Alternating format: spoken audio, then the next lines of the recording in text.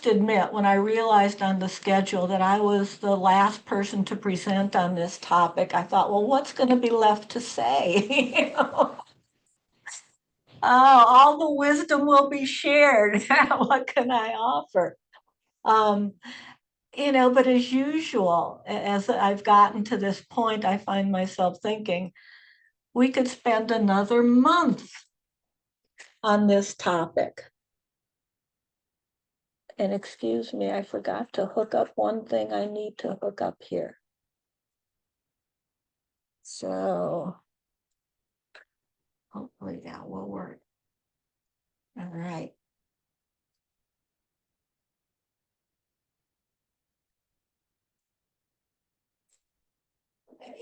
So every topic we cover, when I get there and I've heard all the wisdom that people have expressed, and I start applying that in my life, I realize, oh, that's what it means.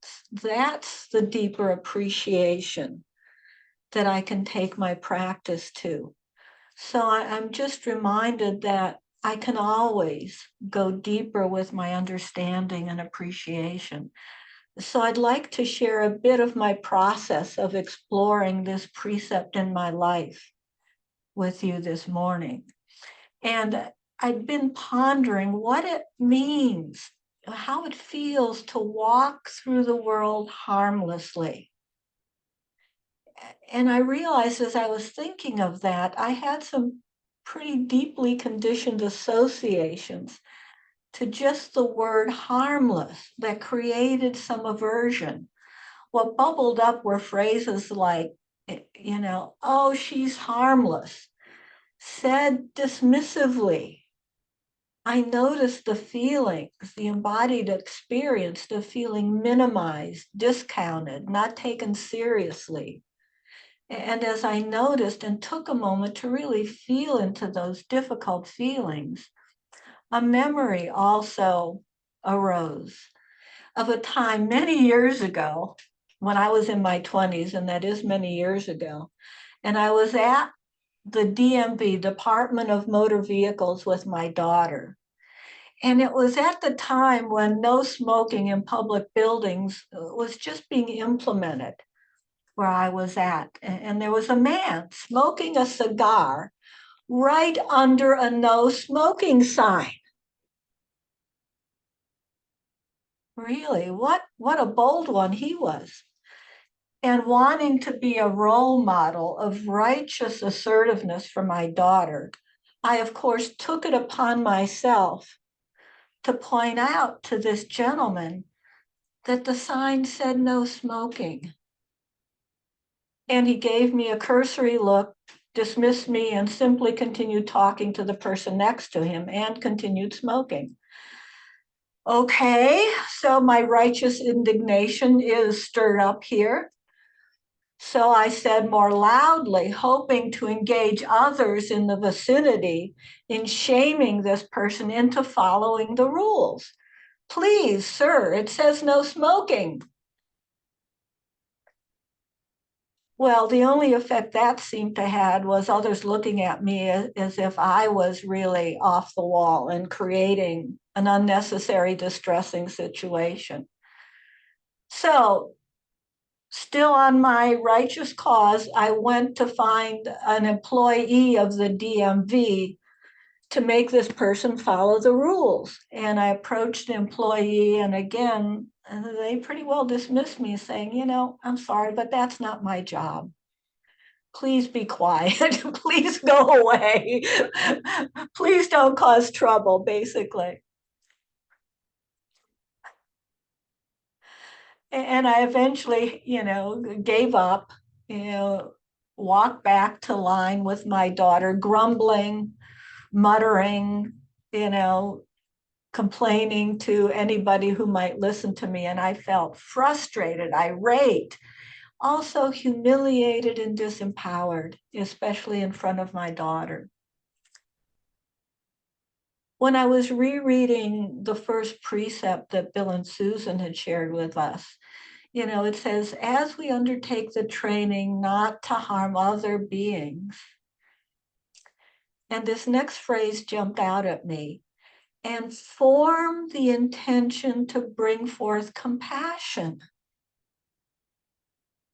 Well, one thing I know I didn't feel in the situation at the DMV was compassion for anybody, not for myself, not for my daughter, not for the man who was smoking, or everybody around me, or the DMV staff, you know.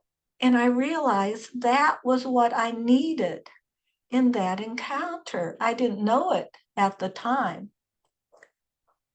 and as I was feeling this bit of rattle, even in being with this memory, I realized, oh, wow, I'm feeling rattled right now. I can give compassion to myself, even as I remember younger Lori suffering. There, my sweetheart. You did your best. You're still a good person, as Bill would say. You can't control outcomes. Hold yourself in kindness. And hold that smoking man in kindness. I hope his heart has become more open.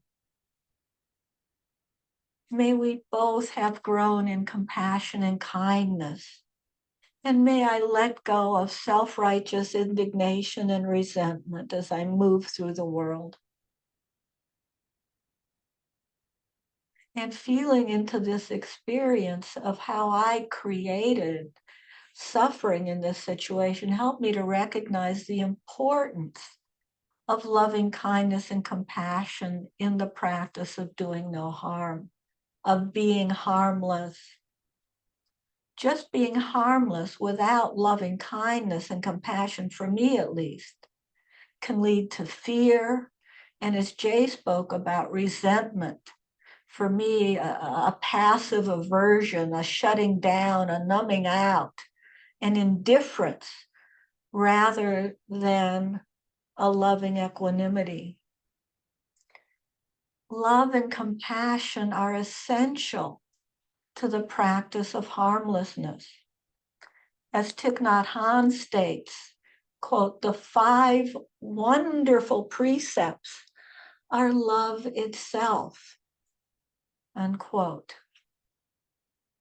As is often suggested, we might imagine everyone we encounter in person, through our electronics, in the media, having once been our mother. Or maybe if you've had an ambivalent relationship with your mother, perhaps imagining they're all our teachers, or that we're all students taking this same class of life together, trying to figure out these very challenging lessons. What if every living thing, even every rock, every molecule of air, as Lee talked about, were wanting simply to be loved and to love back? How would that feel? And I thought of walking through the world wishing to do no harm, not because of simply the intent to do no harm, but because I loved everything that I encountered, so that I couldn't even imagine wanting to harm them. As I tried to imagine what that would feel like, of truly feeling into that experience, I recalled times when I had just fallen in love.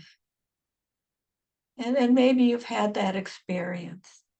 How I would walk or float on a street or through a grocery store, wherever, and feel this joyous love for everyone, just wanting to hug everybody I met, wanting to share my joy, wanting everyone to be happy, my heart open and dancing, wanting to feel like I was in a musical and I could sing and dance with everyone.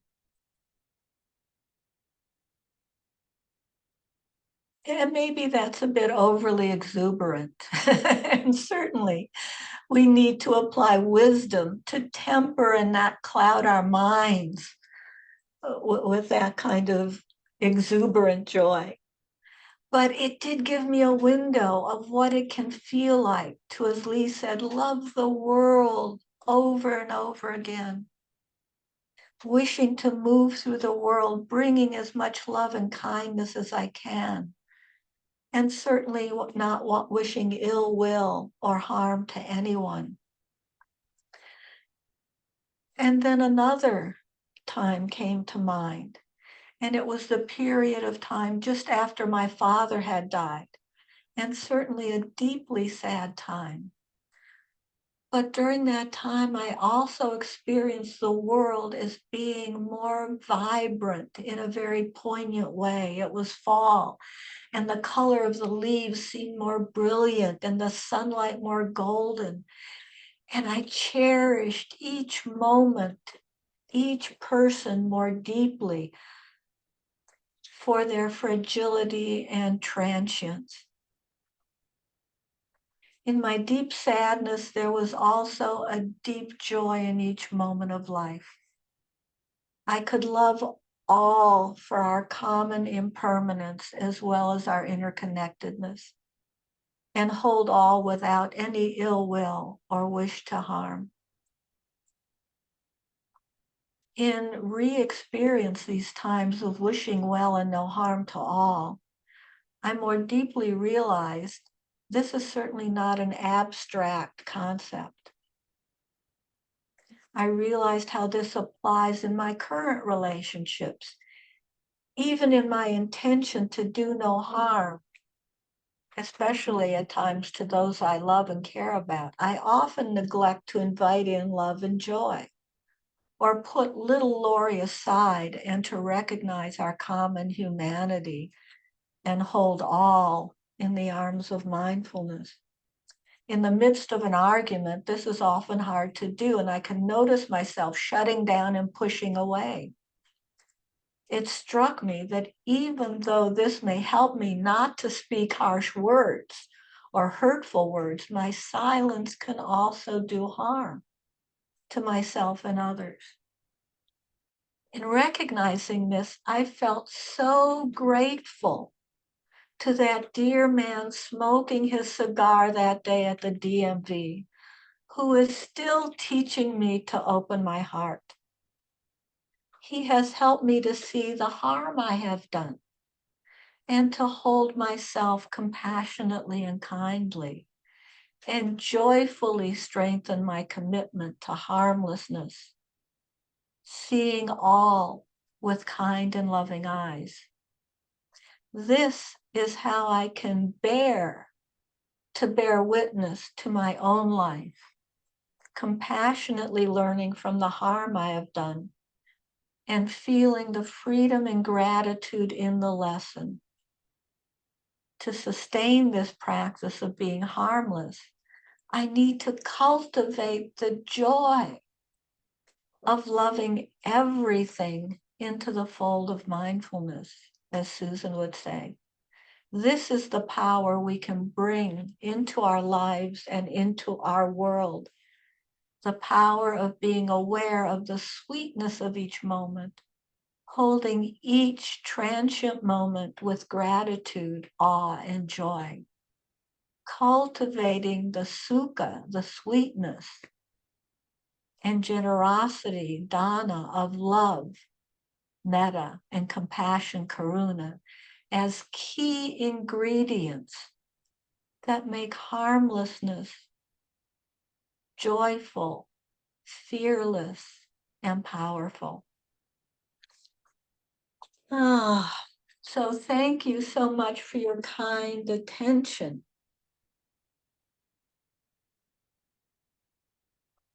And let's get ready to practice joyfully, without ill will, with the intention of no harm and what that means. So what joy and ease and peace might we bring to our bodies as we begin settling in and settling down? Perhaps a bit of a hugging gesture, a comforting gesture, a soothing gesture, any move that can appreciate all that the body does for you, all our bodies do for us.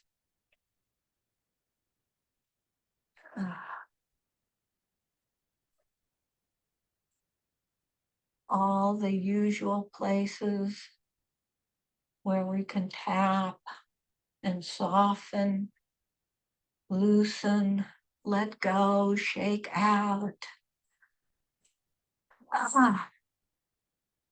Bringing our loving attention to these physical instruments, these wind instruments, as we may also notice how we breathe into the space of our body.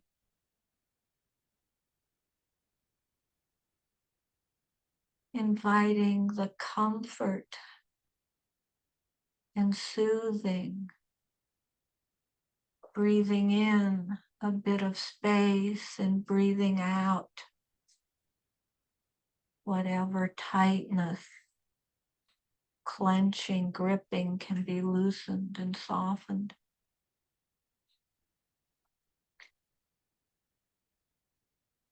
And as we turn our awareness more inward, if you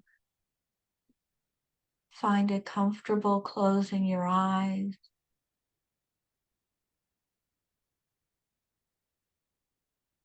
bringing our view to our internal space,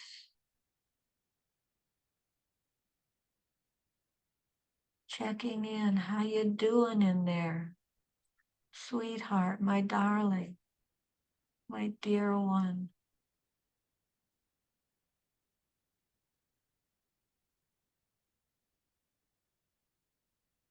Each breath, a loving gift.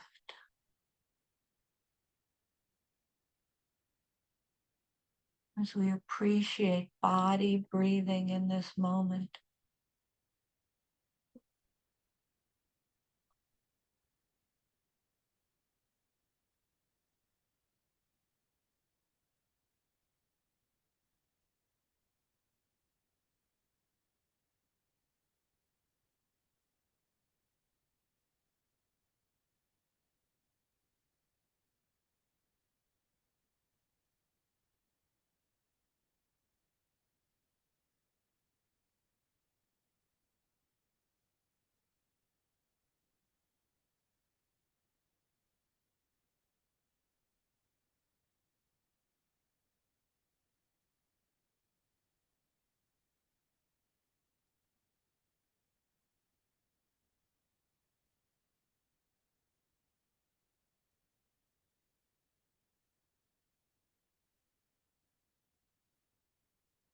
Just savoring how we create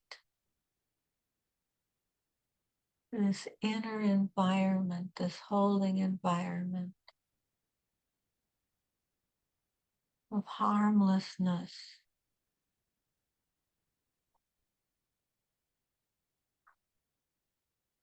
and deep joy and comfort in each breath and moment.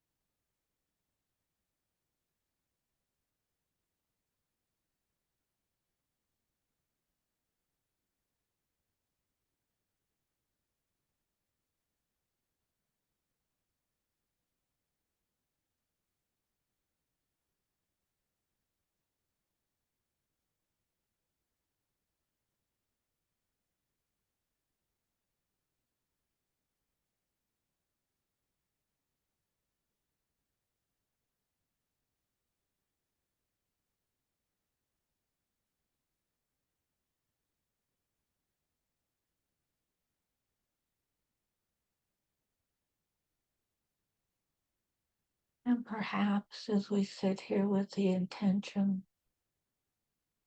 of cultivating harmlessness, simply noticing what memories, feelings, thoughts bubble up for you, and holding each with kindness and gratitude.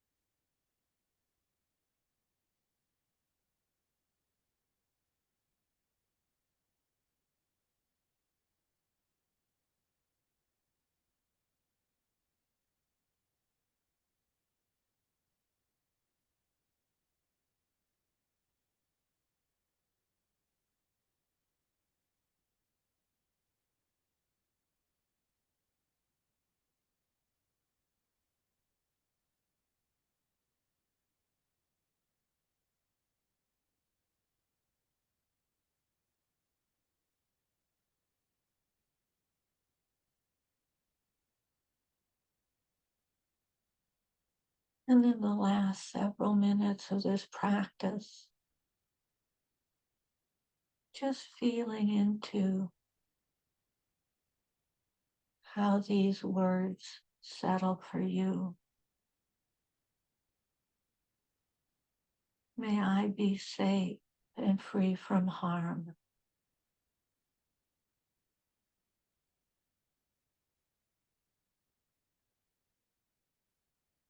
May I be as harmless as possible as I walk through the world.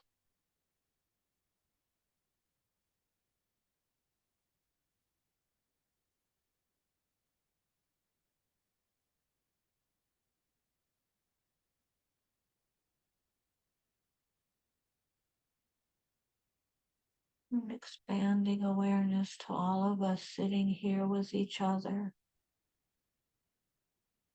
May we all be safe and free from harm.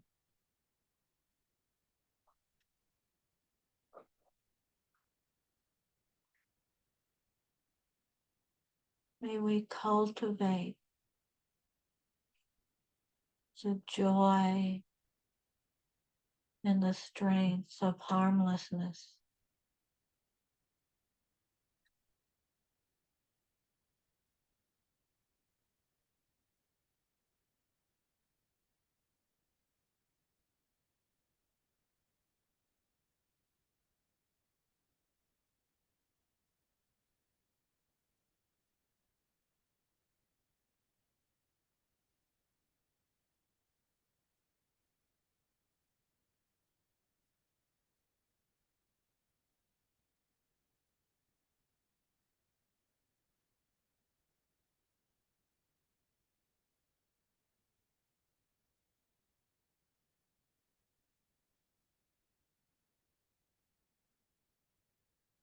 May we all encounter the world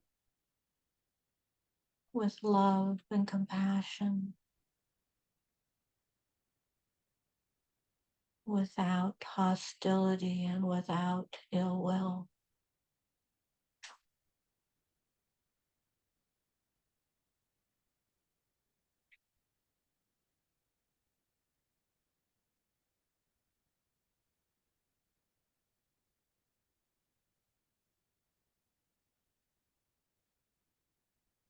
May the earth that I walk on be safe and free from harm.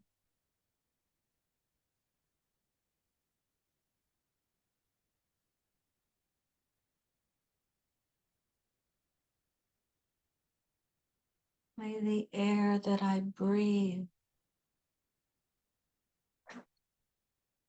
be safe and free from harm.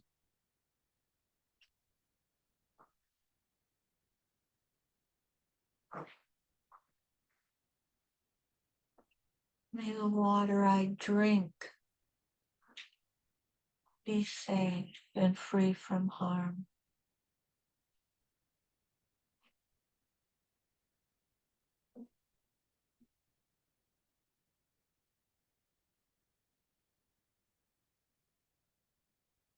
May all life everywhere be safe and free from harm.